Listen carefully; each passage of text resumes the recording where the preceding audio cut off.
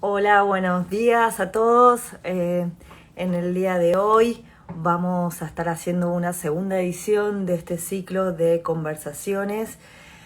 Hoy tendremos como invitada a María José Ruiz de Olano, que ya se suma en unos nomás. María José, ella es abogada y ella nos va a contar toda su trayectoria, hasta dónde, cómo llegó a ser nuestra compliance officer en Cultura Democrática. Gracias, María José, por sumarte a, a este ciclo de conversaciones para una cultura democrática. Eh, María José, bueno, nos conocemos hace años, sí, yo creo por lo menos hace 10 años, de la época de Chile, de algún diplomado que ha sido a hacer a Chile, ¿no? ¿Verdad? No sé si Bueno, no. hola, Mica, muchas gracias por la invitación. Sí, la verdad que ya empezamos a contar los años que nos conocemos y y en el medio, bueno, compartimos una linda amistad y compartimos peques de la misma edad, así que experiencias muy parecidas. Bueno, gracias por invitarme, gracias, espero poder contarles un poquito de cómo empezó todo este camino, por todo el tema de compliance, transparencia. Este, bueno, a ver, para empezar a presentarme. Eh, Mi nombre es María José, eh, nací en Córdoba, que eso sabe muy poquita gente. Y bueno, soy abogada. Estudié abogacía porque siempre desde chiquitita me gustaba tener las cosas ordenadas, prolijas, me gustaba que se hicieran las cosas como tenían que hacerse, seguir las reglas. Y si no había reglas, las inventaba, pero había que seguir alguna regla. Entonces así era como, bueno, desde chica armaba contratos con mis hermanos sobre quién jugaba primero, quién jugaba después, así que eso me fue marcando y bueno, la carrera que obviamente tenía que seguir era derecho. Así que bueno, me recibí de abogada en el 2007, 2008, ya ni me acuerdo, 2007. Y bueno, en el 2008 presenté una beca para hacer el máster en Relaciones Internacionales entre Europa y América Latina, donde lo interesante de este máster era que se cursaba la mitad en Argentina y la otra mitad en Italia. Así que bueno, estuvo muy interesante.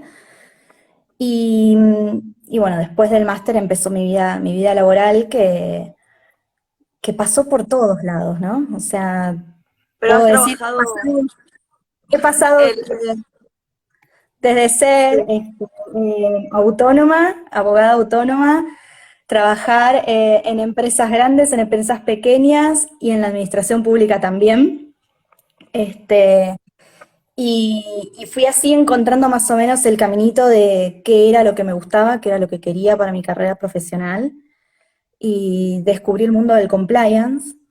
eh, en un trabajo que fue en Paraguay, en una empresa, donde, bueno, ahí tuve que empezar a acomodar todo lo que había en la empresa, o sea, desde la parte de recursos humanos, los contratos, cuestiones ambientales, todo de acuerdo a la normativa de Paraguay, y descubrí el gran mundo del compliance que era ordenar, y volvía a mis bases, ¿no? De esta manera. Eh, Así que fue establecer códigos de ética, códigos de reglamentos de conducta para todos los empleados. O sea, fue establecer lineamientos y reglas a seguir para dentro de la organización. O sea, siempre obviamente siguiendo lo que establecía la normativa como pisos, como mínimos que teníamos que hacer. Este, bueno, esa experiencia que para mí fue una de las más enriquecedoras porque era una empresa, era una pyme, donde no había nada, había que hacer todo de cero. Entonces, eso estuvo muy bueno.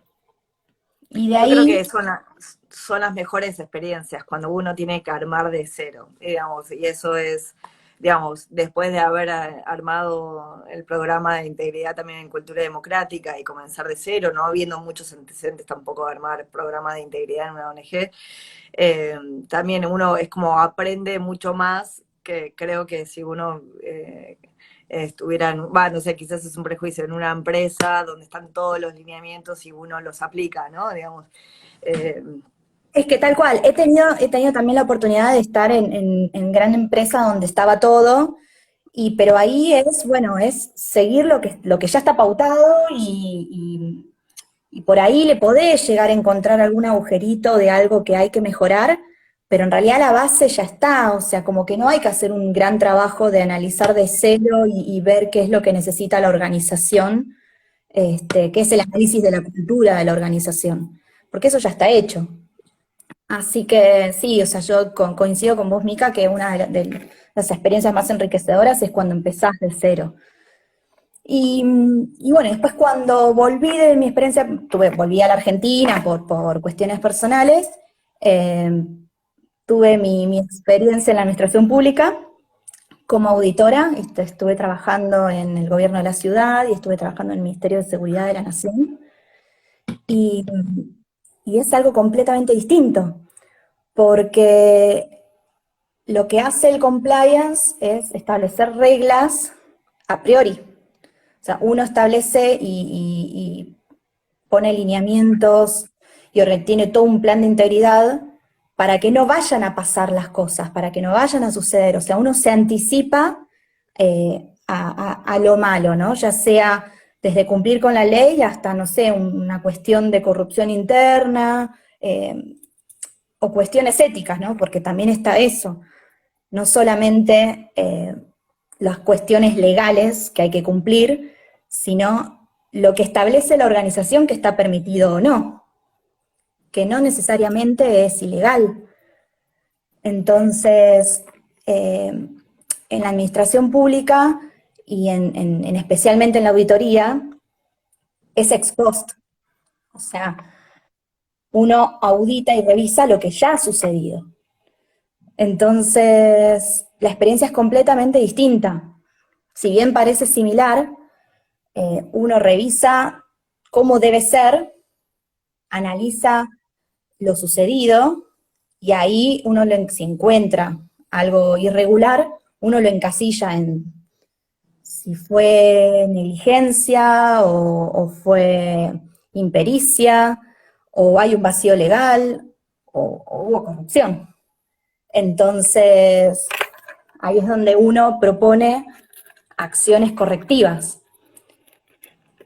que en lo personal me resulta un poquito frustrante, porque muchas veces las acciones correctivas son la regulación de una nueva ley, o un nuevo marco normativo que uno no tiene el acceso a modificarlo en el momento. Por lo tanto, es muy posible, y encima con los tiempos de la administración pública, que esa situación irregular se repita muchas veces. y ahí una pregunta, no, digamos, yo sé que has trabajado también en el Ministerio de Seguridad, trabajando en el programa, diseñando el programa de compliance. Ahí esos protocolos y esas acciones correctivas no pueden quedarse a nivel de resolución ministerial, como aprobar un plan y una serie de procedimientos que puedan mejorar las prácticas, o sea, Bueno, establecer nuevas prácticas y procedimientos de acuerdo a ciertos estándares éticos, digamos. sí, sí, sí. De hecho, cuando estaba en el ministerio, lo que propuse fue justamente eso, o sea, que hubiera una auditoría, llamémosle auditoría preventiva, armando un programa de integridad en el cual todos esos baches que estaban por ley fueran resueltos a través de resoluciones ministeriales. Entonces, a ver, la administración pública tiene un código de ética pública, pero que dentro de ese código de ética pública se pueden establecer lineamientos, o sea, usarlo como piso, pero establecer lineamientos dentro de la organización, porque la realidad es que todas las organizaciones, aun cuando son públicas, no son todas iguales. Entonces, uno tiene una base que tiene que adaptar a la organización, y volvemos de nuevo a la cultura de la organización. No es lo mismo un empleado del Congreso que un empleado de un ministerio, que un empleado a ver, de una Sí. secretaría más Ah, pequeña. claro. No es lo mismo. No, la cultura además también del trabajo en el sector público es difícil de cambiar ciertas prácticas. Ahora, este fue el camino que de ahí nos encontramos, nos reencontramos de una manera después de haber estado en Chile. Tú eres igual que yo, que ha estado eh, viviendo en distintos países y eso, bueno, ha enriquecido la experiencia y también nos unió en la amistad y en el trabajo eh, en común. Ahí estabas con ese plan de integridad en el Ministerio de Seguridad cuando, nosotros Cuando estaba formamos con Cultura el Democrática de cultura y de compliance en la sociedad civil, y en justo la ahí nos sociedad pudimos civil. encontrar. Ah, Este, sí, y, porque y, bueno, y yo fue venía, buenísimo. Y fue buenísimo porque encontré una persona que estaba dispuesta a probar algo nuevo, porque yo era de la idea, a raíz, ¿no? También de la creación de la ley de responsabilidad penal empresaria, yo era de la idea de que esto no era solamente para empresas privadas, que no era para grandes multinacionales, que en realidad toda organización de distinto tipo de actividad, todas debían tener un plan de integridad y un programa, es que y la que ley debían habla de personas jurídicas, y personas jurídicas, digo, todo sociedad civil, las universidades tienen personas jurídicas, o sea, tanto las universidades como asociación, nosotros somos una asociación civil, pero fundaciones todos dependemos de una personalidad jurídica. Empresa privada o una organización sin fines de lucro es también. Entonces, la ley de responsabilidad penal obviamente estaba focalizada mucho más pensada para las empresas, pero también estaba de decir, bueno, eso se debería aplicar también para la sociedad civil, y ahí fue con ese debate, y especialmente aquellas organizaciones que reciben fondos públicos o tienen que rendir cuentas, etcétera. Nosotros, en nuestro caso, recibimos por ahí de fundaciones privadas o internacionales que algunas son con fondos público-privados, ¿no? Estamos claro, por ahí o sea, yo administrando recuerdo mucho, fondos públicos de otros países, ¿no? Entonces, exactamente, yo recuerdo mucho en ese momento cuando hablábamos de compliance en la administración pública o compliance en la sociedad civil, que nos miraban como bichos raros, y la realidad es que se manejan fondos, se maneja, a ver, la ética, la corrupción está en todos lados, o sea, es algo que sí o sí tiene que atravesar todos los panoramas, ¿no? O sea, y volviendo a lo que hablabas de los fondos y de recibir, eh, una de las obligaciones que debiera tener la sociedad civil, las organizaciones de sociedad civil, es investigar de dónde vienen esos fondos, ¿no? O sea, hacer un due diligence de quiénes van a ser tus inversores, de quiénes van a ser tus partners. exacto. Entonces, no, tener todos ese tipo de procedimientos y bueno, y hay distintas organizaciones, hay una iniciativa como es Rendir Cuentas, Civicus, bueno, varias organizaciones, acá RACI trabaja mucho en Argentina, la Red Argentina para la Cooperación Internacional, trabaja mucho en la rendición de cuentas y fortaleza de la sociedad civil para ello, pero a veces como no se trabajaba esta idea como de compliance. Y mi descubrimiento en tema de compliance fue justamente recibiendo fondos internacionales que el término de compliance, y decía, bueno, tenés a través de un donante internacional, como en nuestro caso era de Suecia, nos exigía ciertos, hacer due diligence, hacer un mapa de riesgo, hacer un montón de procedimientos que, bueno, pero esto es compliance, y esto es compliance Fuera del del país, sector privado. Y claro, digo, bueno, no, pero no es solamente para el sector privado, es también para la sociedad civil. Entonces, no, eso nos forzó como de alguna manera, o nos invitó también a descubrir como sociedad civil un montón de procedimientos administrativos, bueno, de cómo tener todas las, todos los papeles en regla, que más allá de los obligatorios con la IGJ o la FIP, que uno los tiene, sino internamente, reglamentos internos, cómo proceder a la hora de contratar a alguien, cómo proceder a la hora de aprobar ciertos pagos, o cómo toda la toma de decisiones, cómo proceder o cuáles son las prioridades que Claro, uno ¿cuáles da son las a la hora campañas de internas?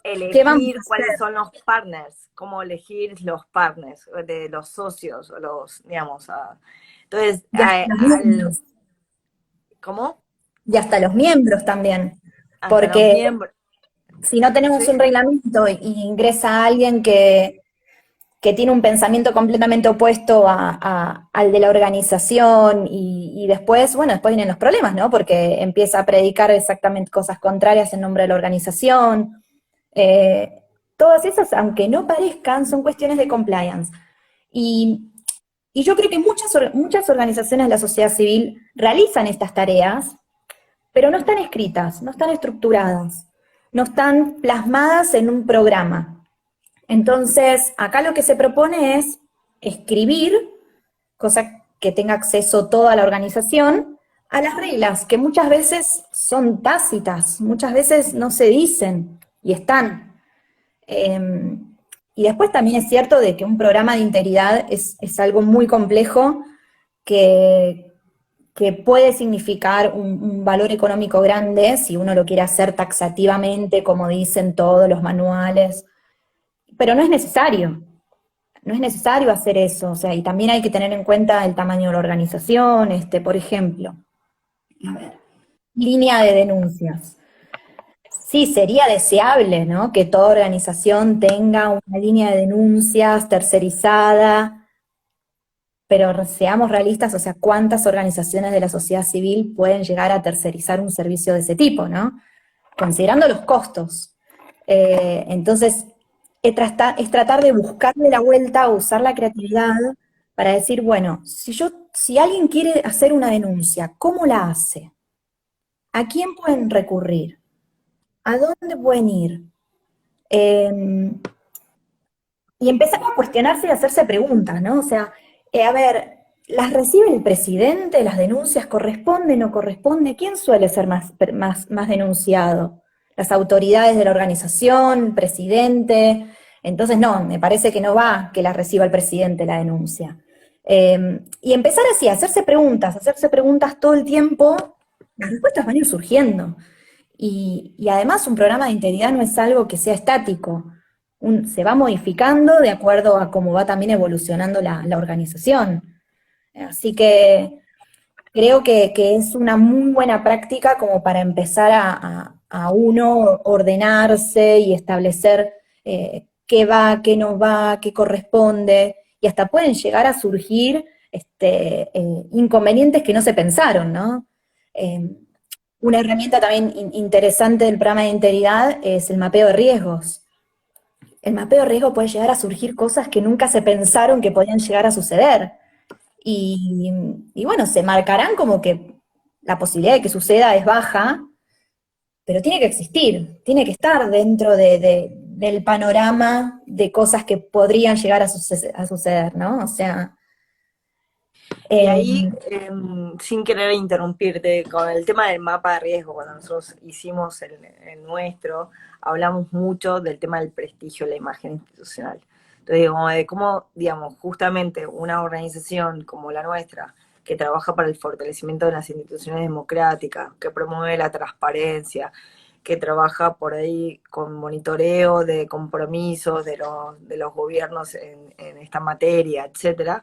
Sí, bueno, debemos también nosotros adoptar prácticas también de transparencia interna, entonces publicar nuestros balances, nuestros informes, nuestros procedimientos están en nuestra página web. Bueno, ahora estamos trabajando en la renovación y justamente la actualización, pero en su momento nosotros publicamos eh, toda esta documentación donde incluso si quiere otra organización de la sociedad civil ver cuáles son los modelos de nuestro programa de integridad, ahí los encuentra, ¿no? O si algún proveedor, algún donante o alguien que está, o en el momento nosotros aplicamos algún fondo de cooperación y dice, bueno, ¿cuál es el plan de transparencia? Ahí está todo en nuestra página web. nuestros procedimientos y nuestros reglamentos internos, etcétera, ¿no? Ese tipo de prácticas como ayuda como a ser consistente con lo que uno promueve, uno también lo debe tipo, como practicar.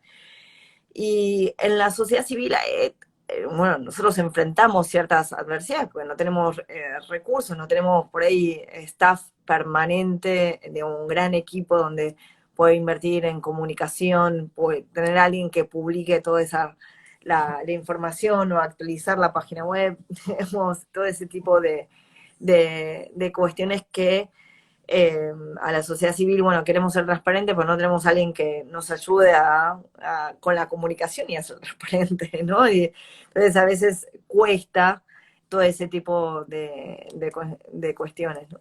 Eh, ¿Cuál sería tu recomendación en esa materia, digamos, a organizaciones chicas que quieran aplicar un plan de integridad y por dónde comenzar? Tú decías hace un rato, bueno, comenzar a escribir las buenas prácticas que ya realizan, ¿no? Pero, eh, Bueno, a ver, em, yo creo que justamente la base, si no tengo nada para esconder, ¿cuál es el problema de mostrar las cosas, no? O sea, mostrar las actas, mostrar los balances, mostrar qué se decidió, porque creo que ninguna organización maneja secretos de Estado. Por lo tanto, todo se debería poder mostrar y se debería poder decir. Y bueno, la realidad es que, a ver, una página de internet hoy día no es algo que sea muy difícil de acceder. Incluso hasta hay páginas en las que uno mismo puede modificar, quizás no sea la ideal, no sea la que uno sueña, pero se trata de empezar, se trata del primer paso, se trata de animarse y decir, bueno, a ver, listo, empezamos ya, publicamos esto y después vamos modificando y después se va trabajando. Para empezar, desde lo técnico, siempre es empezar por el mapeo de riesgos, siempre, para saber cuál es mi agujero, cuál es el flanco que tengo débil. Eh, a ver, recibo fondos y no sé quiénes son mis donantes, y bueno, ahí es un agujero, tendría que empezar a investigar o tendría que empezar a pedirle donación, información a mis donantes. Eh, a ver, eh, no sé quiénes son mis socios, o no tengo eh, cosas así, o sea, como empezar a investigar. Creo que se trata de eso, ¿no? Saber, conocer, que haya información. Y lo segundo, tenerla documentada. No alcanza con saber, porque no es una agencia de inteligencia, o sea, es saber y tenerlo documentado eh, y empezar a escribir. Eh, Código de ética, la base, los reglamentos, como decías vos, de recibir dinero, sobre todo las cuestiones más delicadas son las que tienen dinero, cómo lo recibo, quiénes son mis colaboradores, eh, a ver, qué se me ocurre así como más así urgente. Eh, yo sé que a muchas No organizaciones. sé, necesito tener un canal de denuncias y establezco un mail o establezco un número de celular que haya alguien que sea, que esté fuera de la organización y pueda recibir esas denuncias.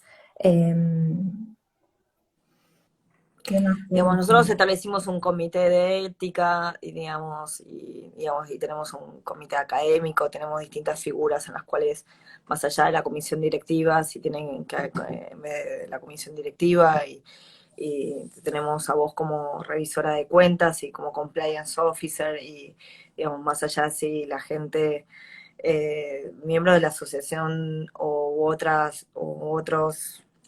personas, terceros actores, quieren recurrir a cierta información o denunciar o demás, pueden recurrir a ti u otros actores dentro de la estructura organizacional.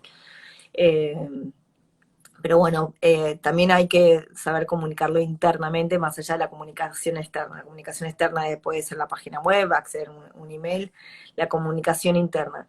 Y uno siempre cumple como con la ley, ¿no? Entonces uno como el básico, lo que te manda la ley, uno sigue las normativas, de nuevo, la IGJ, la FIP, me olvidé de mencionar la WIF, digamos, uno hace todas las declaraciones mensualmente ante la WIF, y según mandato de la WIF, uno tiene un manual también para este tipo de procedimientos y hace capacitaciones internas. Las capacitaciones internas, más allá de cumplir con la ley, también es poder informar a todos sobre todos los miembros activos, adherentes, voluntarios, miembros del comité académico, miembros de la comisión directiva, a que se informen de este tipo de información. Y a veces lo que más cuesta es el tiempo de las personas, ¿no? Ya cuesta que los voluntarios o sea, den un poco de su tiempo para las tareas normales, y además uno lo llena con la burocracia interna de, bueno, no, pero te tienes que capacitar por una cuestión de transparencia para cumplir con la normativa de la UIF. Es, eh, es a veces, ¿no? Es que yo creo, Mica, que hay que sacarle el tema de la obligación, de lo hay que hacerlo porque lo dice la ley. Eh, Si no, hay que, más vale, hay que enfocarlo como, bueno, a ver, vamos a tener una charla de tal tema. Pero no porque me lo dice la ley, sino porque somos una organización que queremos trabajar estos temas. Y tenemos que tenerlo bien afianzado adentro y tenemos que tenerlo bien fuerte adentro. Gracias a la pandemia, todas las reuniones virtuales, las capacitaciones online, todo eso se agilizó muchísimo más. Entonces, eso es una herramienta que las organizaciones pueden utilizar para que, bueno, a ver, necesito hacer una capacitación porque me lo determina la ley, la preparo y que la gente la lea cuando pueda, la vea cuando pueda, o hago un mini video, hago algo más ágil, o tenemos una reunión donde hagamos un brainstorming de qué les gustaría modificar del código de ética o qué les gustaría, cómo les gustaría que sean tratadas las personas en el momento de hacer una denuncia, ¿no? ¿Qué creen que debiera, cómo creen que debiera proteger la organización a esas personas que hagan una denuncia? Y cuando uno se siente parte de algo, en este caso de la construcción de un programa de integridad, eh, tiene más interés en participar, tiene más interés en modificar, tiene más interés en cumplirlo. Eh, entonces yo creo que hay que buscarle la vuelta para lograr enganchar a la gente, pero no desde la obligación, porque ya vivimos No, está obligados claro. a esas cosas. Bueno, Eh, nosotros lo hicimos entre el 2018 y 2019 y fue participativo la construcción de reglamentos. Hay gente que llama la atención, ¿por qué tanto reglamento, procedimientos, sí, código de ética? Entonces consultar, modificar, invitar a la gente, y Google Drive, y bueno, un montón de herramientas, como decías, las herramientas tecnológicas ayudan a sociabilizar y que todos estén al tanto, que todos puedan contribuir y opinar. Bueno, esto a mí me parecería que debería ser así. Entonces eso nosotros internamente, en ese momento nosotros no éramos tantos, tampoco éramos unas 20 personas, y todos pudieron leer y contribuir lo los que documentos. Lo que está muy bueno de todo esto, y uno lo ve cuando la organización va creciendo y cuando se va sumando gente a la organización, es cuando entra una persona nueva y le decís, bueno, ¿sabés qué? Tenemos todo esto. Le das una leída rápida, no necesito que te lo estudies de memoria, sino para que sepas quiénes somos, para que sepas cómo pensamos. Entonces eso está bueno, ya se tiene una base. A ver, uno siempre es crítico y uno va encontrándole cosas y la realidad es que uno no está todo el tiempo leyéndolo, pero sí debiera una vez por año por lo menos, o sea, estar así, leerlo y decir, bueno, a ver, esto sigue igual, la organización se sigue trabajando de la misma manera, porque por ahí cuando se redactó teníamos un solo donante, teníamos una sola organización a la que reportábamos y hoy tenemos 10. Entonces, no es lo mismo trabajar con una organización que con 10, porque los mecanismos tienen que agilizarse. Entonces, un procedimiento que tiene 20 pasos por ahí, cuando tenés 10 organizaciones, 20 pasos no te sirven. Entonces necesitas optimizar y necesitas ver, bueno, a ver, de estos 20, ¿cuáles me sirven y cuáles no?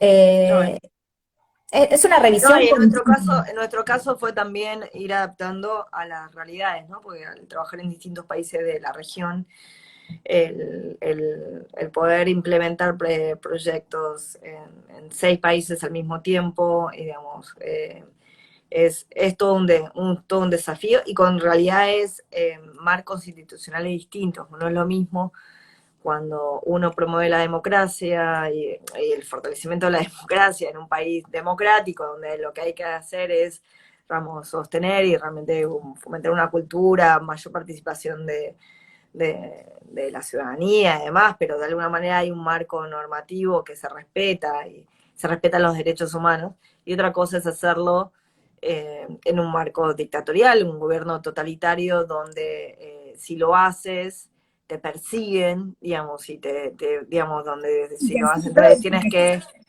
en la transparencia, ahí de uno, está también, uno utiliza otros canales de comunicación, encriptada, digamos, no por ocultar, sino por proteger a las personas que están promoviendo la democracia, están promoviendo la transparencia y la democracia, pero el mismo Estado es el que te persigue si lo haces. Entonces, claro.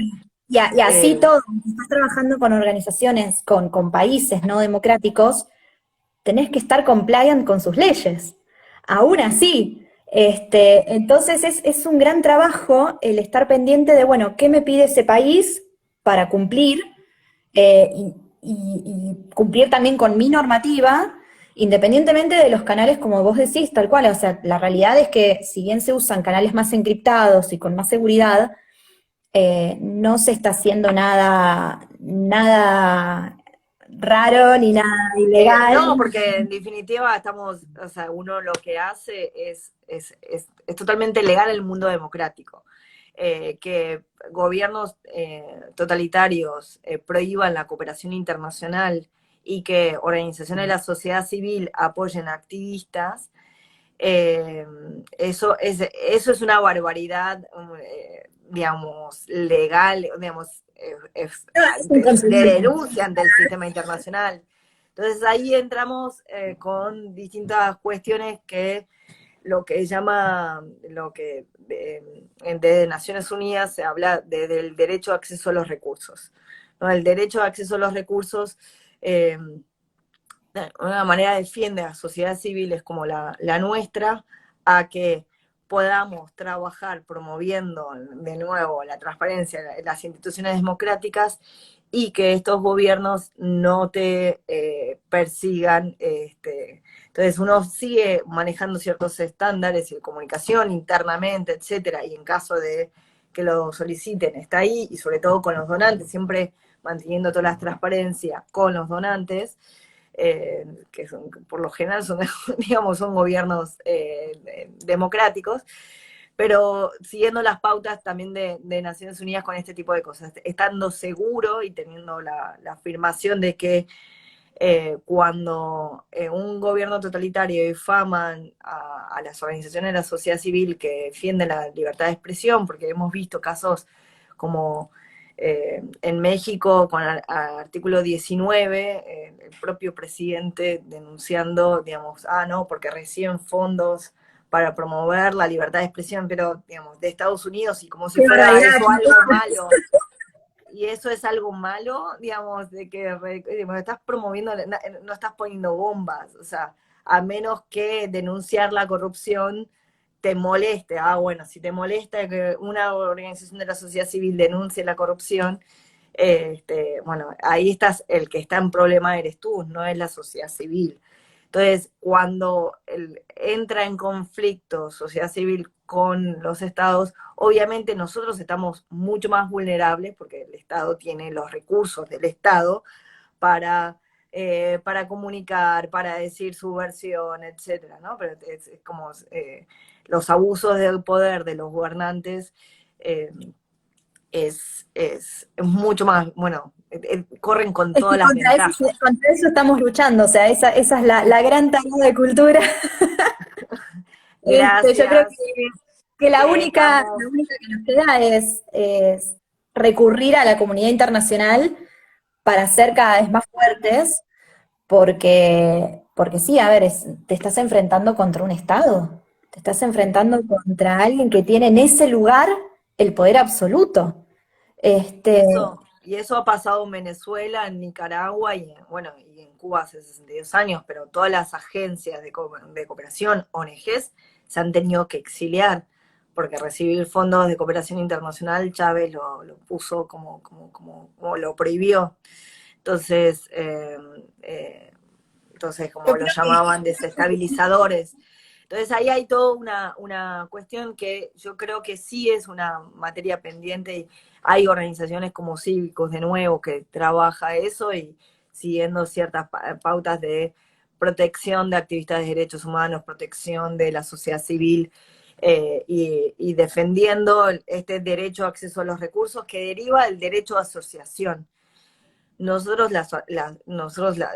para proteger el derecho a la reunión, derecho a asociación de las organizaciones, un Estado no puede decir, no puedes recibir fondos de alguien o no puedes, eh, no puedes promover la libertad de expresión. ¿Qué es eso? Digamos, no puedes recibir fondos. Es como ridículo, pero lamentablemente eh, el, los estados cometen ese tipo de abusos en manos de gobernantes y lo que van haciendo, escrupulosos. van silenciando, empiezan silenciando las organizaciones y después terminan silenciando a la gente, o sea, a mí se me viene a la cabeza lo que pasó el 15 de noviembre en Cuba, ¿no? Donde se había planificado una gran marcha y la gente no pudo salir. Convencía a la gente de que lo quería hacer y no lo pudieron hacer. Entonces, ¿y dónde sí hubo marchas? En el exterior. En el exterior hubo mucho movimiento. O sea, yo en este momento estoy viviendo en Madrid hubo mucho movimiento, en Argentina también. Entonces yo creo que es clave darle el mensaje a la sociedad que, que aunque tengan miedo, no se callen y que recurran a los que están afuera, ¿no? Porque los que están afuera no están silenciados, los que están afuera sí tienen voz. Entonces, creo que esa podría ser una muy buena salida para poder recurrir a la comunidad internacional, porque desde adentro, al ser el Estado el que tiene el poder, va silenciando, silenciando, silenciando, silenciando, hasta que se salen con la suya y realmente obtienen el resultado, que la gente tiene miedo.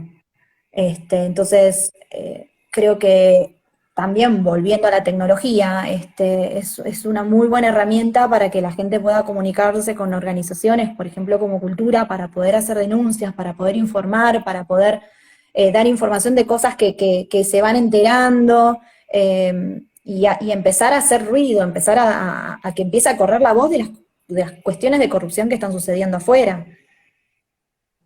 Y así, y ayudar a visibilizar, en definitiva es parte de nuestro trabajo, ayudar a visibilizar lo que hacen activistas y personas normales. Y yo con muchos de los activistas que hablo en Venezuela, en Cuba, me dicen, es que yo no soy activista, o sea, termino siendo activista de derechos humanos porque en realidad lo que hago es defender mis derechos, o sea, no es por de profesión, yo soy artista, yo soy, digamos, cada uno tiene, o soy periodista, y me dice, yo no soy periodista, pero cuando a mí no me permiten informar, y bueno, me convierto en activista de derechos humanos porque quiero defender la libertad de expresión, digamos, cuando como periodista no me permiten. Entonces, cuando uno brinda apoyo, ya sea con capacitación o con recursos o con materiales, etcétera, o a veces con simplemente apoyo moral, porque es lo que uno hace, como sobre todo con organizaciones chicas como la nuestra, es a veces simplemente visibilizar y apoyar lo que hacen ellos en Nicaragua, en Venezuela o en Cuba, donde no tienen herramientas y dar a conocer al mundo de lo que está sucediendo. Eh, pero hay este tipo de gobiernos demonizan a ver quién te da recursos. Ah, no, pero te da fulanito, te da, no, porque te da Estados Unidos. Bueno, si te da Europa y te da, digamos, te quieren demonizar y como decir, bueno, no tienes como derecho. Pues, sí, que estamos promoviendo la democracia, recibimos fondos de gobiernos democráticos.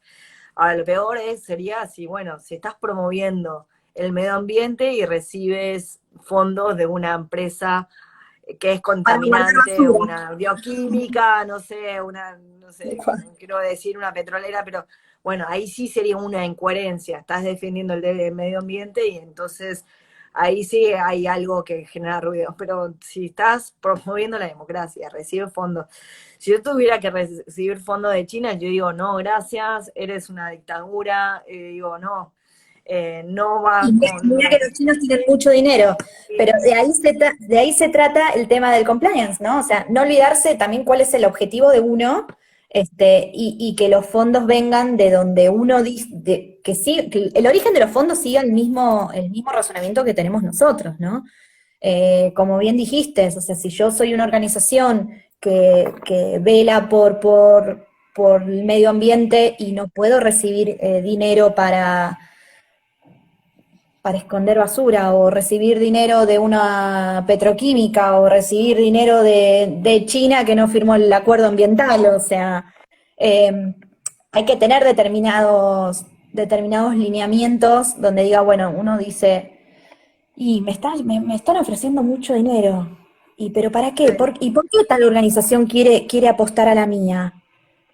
Porque también está ese lado, ¿no? O sea, gente que necesita lavar dinero, gente que necesita entonces, también que las organizaciones de la sociedad civil, sobre todo las que son pequeñas, eh, No se dejen puedan tentar pensar. con recibir fondos de cualquiera. Y ahí es lo que uno promueve, ¿no? Digamos, decir la advertencia en el mapa de riesgo y al tener todos los procedimientos bien determinados de quiénes son tus partners, etcétera, es importante porque en definitiva tenés que, incluso, sobre todo cuando manejas donantes individuales, nosotros no es nuestro caso, pero sí, que a veces que las organizaciones empiezan a recibir fondos o digamos, Cuando pequeñas abren donaciones, y canales tenés libres para que, donaciones, por y ejemplo. tenés que decir, bueno, no sé, que no vas a recibir donaciones de políticos, de individuos que son políticos y son corruptos, digamos.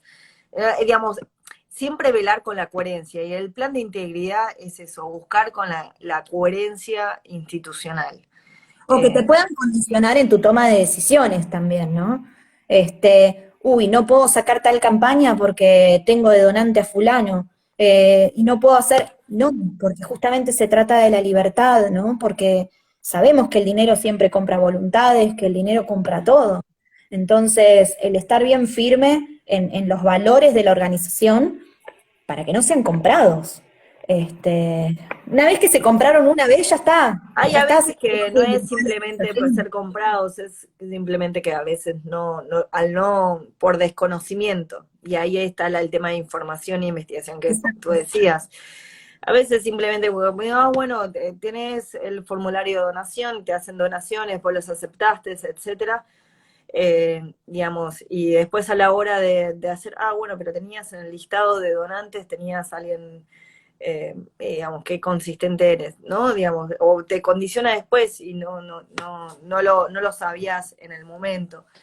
Eh, digamos, son ese tipo de cuestiones que uno recomienda a la hora de trabajar con, digamos, de establecer ciertas pautas de un plan de integridad que no debería ser muy burocratizante, simplemente poner establecer procedimientos claros para todos, sobre todo los que están en Y que el la día a realidad día. es que hoy día, hasta con una simple búsqueda por Google, uno puede sacar un montón de información.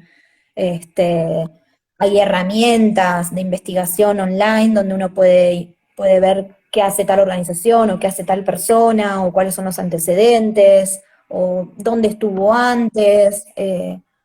Hay un montón que da para otra charla sobre métodos de investigación. Eh, pero y que encima son gratuitos, no son costosos, entonces se puede y está al alcance de todos. Lo que pasa, quizás lleva un poquito de tiempo, pero la verdad es que vale la pena porque uno se ahorra un dolor de cabeza que podría venir después. exacto, exacto. Sí, y tener siempre paciencia. La recomendación es, eh, de alguna manera, crecer de a poco consistentemente. A veces puede llegar a ser más largo el camino, llevarte más tiempo, pero es preferible hacer dar los pasos firmes que realmente espera, acelerar. Bueno, recibo fondos, ¿no? Pues no sé qué, bueno, sumo voluntarios, sumo miembros, y de repente tienes, tienes el enemigo dentro. Digamos, tienes lo que buscas, las malas prácticas las tienes dentro, digamos, por eso es velar con la misión y la visión, tanto de afuera como adentro, Usarlos de internamente. faro, tenerlos de faro para no perder nunca el rumbo, ¿no? Creo que esa metáfora está muy piola porque eh, no puedes perder el camino, es muy fácil perderlo. Es muy fácil y sobre todo cuando aparecen donantes, cuando aparece plata, es muy fácil. Entonces, creo que mantenerse firme en ese lugar es la base de que una organización siga fuerte y no se pierda, ¿no? Ujú. Sí, así es. Digo, las organizaciones de la sociedad civil, el mayor capital que tiene, son las personas, las mismas personas que lo componen, y a veces una es la imagen institucional. Entonces, es a través de una buena imagen institucional la que ayuda a recibir fondos, ¿no? El buen trabajo, o sea, no solamente una buena rendición de cuentas, sino que los buenos resultados y ser consistente con los resultados de los proyectos que uno está implementando. Entonces, ser responsables siempre con los recursos y tratar de optimizar los recursos que uno recibe para sacarle siempre el mayor jugo posible, ¿no?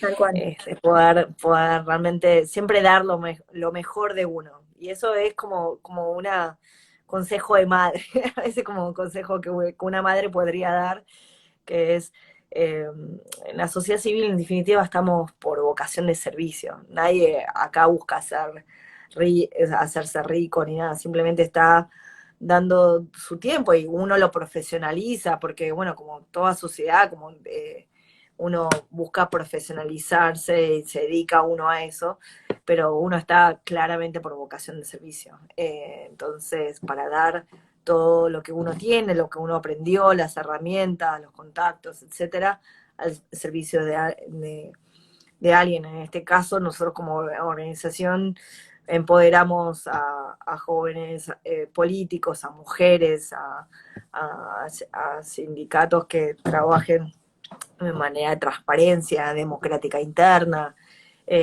y bueno, activistas de derechos humanos en distintos Otro tema países. que da para otra charla, sindicatos y organizaciones, porque no nos olvidemos, y no sé por qué no se menciona, que sindicatos y equipos de fútbol son todas organizaciones de la sociedad civil.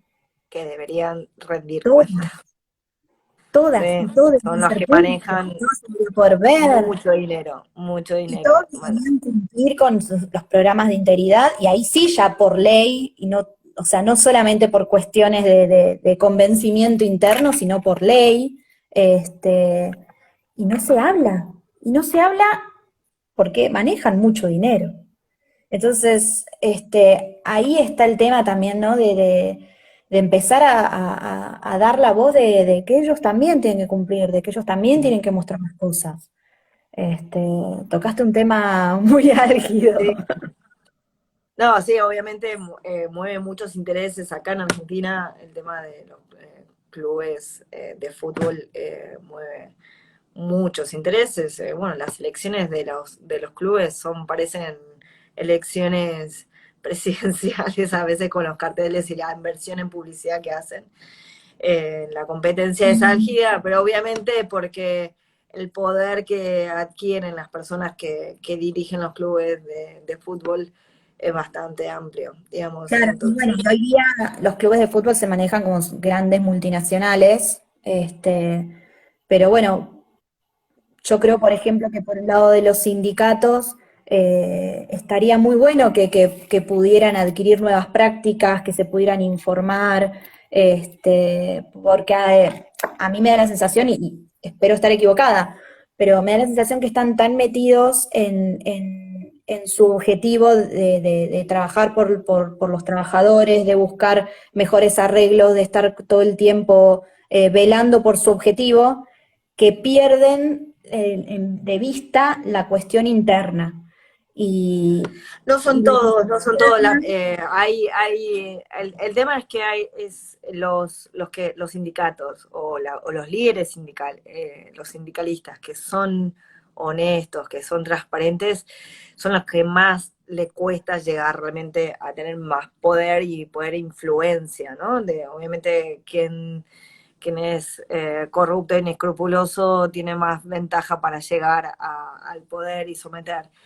Tienen un problema de democracia interna, los sindicatos, la mayoría no tiene elecciones con más de una lista, son con una sola lista, entonces cuando no hay dos listas para votar, es una dirigencia, entonces no hay una supremacía de poder ahí que hay que ir modificando de a poco, y eso es granito de arena sin sí, perder pero me gustaría, es un el... trabajo lindo, eso es un trabajo lindo que es como, estaría muy bueno que se vaya a ir haciendo a poco, o sea, obviamente hay que hacerlo desde adentro,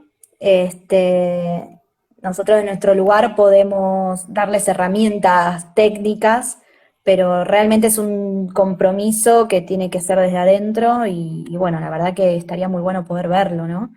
Sí, para Eh, que retomen ese buen rumbo, digamos, de que es la defensa de los derechos de los trabajadores, pero bueno, tiendo como las pautas, siendo Con consistente coherencia, con coherencia. internamente. Yo creo que el velar por los trabajadores lo hacen, pero la lógica interna no condice con lo que hacen. Entonces, es tipo, Sí, hay un poco de todo, pero bueno, es algo en lo cual uno trabaja, siempre hay tentaciones en toda organización.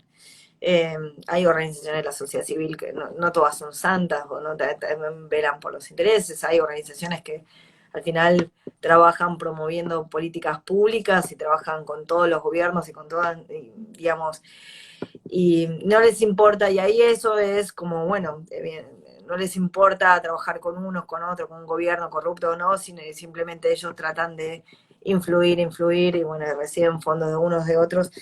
En mi opinión, para mí están condicionados. Para mí, digamos, de alguna manera te termina condicionando cuando recibís fondos de una gobernación u otra. Estás promoviendo una política pública, pero al final te terminas abrazando con un gobierno totalitario, autoritario de las provincias, sí, porque el tema sabemos es que muchas cuando provincias... no se critica esa política pública o cuando se hace silencio, los silencios dicen mucho. Entonces, Entonces, no, y ahí es cuando yo digo, prefiero ser chico y ser consistente que tener, recibir fondos de un montón de gobiernos acá, de gobiernos allá, no sé qué, y trabajar y ser una organización de 50 80 personas, pero no tener la independencia para después hablar.